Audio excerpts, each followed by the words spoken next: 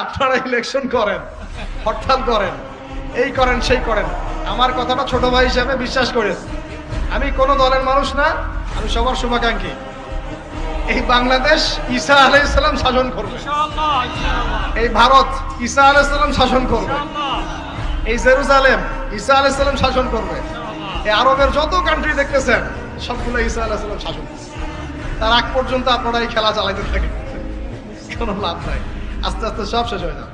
এখন একটা মজার প্রশ্ন, এই প্রশ্নটাই শেষ করি। ইমাম মাহদী আবার কখন আসবে? আমরা তো বুঝলাম ইমাম মাহদী আসবেন, তারপরে দাজ্জাল, তারপরে ঈসা আলাইহিস সালাম, তারপরে খেলাফত, এই তো। ইমাম মাহদী আবার কখন? আমাদের বুয়েটের মাহদী বের হয়, পাঞ্জাব থেকে মাহদী বের হয়, হ্যাঁ, বাংলাদেশের ওই কোনায় মাহদী বের হয়, সৌদি আরব থেকে ওই কোনা থেকে মাহদী বের হয়, হয় না? খুব ভালো করে মনে রাখবেন, যতক্ষণ এই বিশ্বে একটা মালহামা না হচ্ছে মাহদী আসছেন না। কথা ক্লিয়ার? এই বিশ্বে যতক্ষণ একটা মালহামা না হচ্ছে মাহদী আসছেন না। তিনি আসবেন ফাতিমা রাদিয়াল্লাহু আনহার বংশ থেকে। কার বংশ? তার আসল নাম মুহাম্মদ। কি নাম?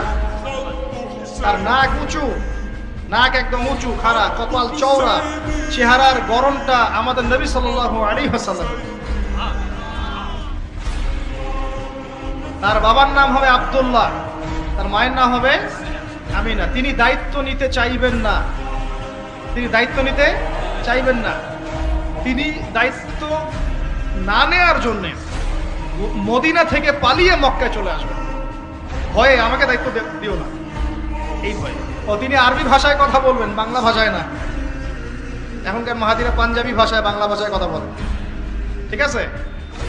এবং এই কাবা ঘর যেটা আমরা তাওয়াফ করি, এখানে যে হাজারে আসওয়াদ আছে না, আর এই যে হাজারে আসওয়াদ আর মাকাম ইব্রাহিম, এই দুটো জায়গার মাঝামাঝি মানুষ তাকে চিনে ফেলবে, এই তো মাহদী। তার হাতে মানুষ বায়াত নেবে 313 জন। কতজন? ওই তালুত বাহিনীতে 313, বদরও 313, এখানেও 313। এবার শুরু হবে আসল খেলা। এবার প্রথমে ওই আরবেরই একটা গোত্র, বনু কালব। কোন গোত্র? এই বনু কালব এই ইমাম মাহদীর বিরুদ্ধে যুদ্ধ করে, আল মাহদী এই যুদ্ধে জয়লাভ করবেন। তারপরে সিরিয়া, শাম থেকে, শাম মানে শুধু সিরিয়াই না, ওই পুরো অঞ্চলটাই শাম, ওখান থেকে একটা দল আসবে এই মাহদীর সাথে যুদ্ধ করার জন্য। আল্লাহ পাক তাদেরকে মক্কা মদিনার মাঝখানে বাইদ নামক জায়গায় বসিয়ে দেবে।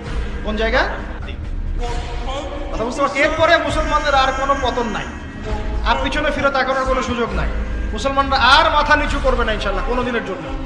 তারপর চলতে থাকবে খালি ইসলামের বিজয় আর বিজয় আর বিজয়।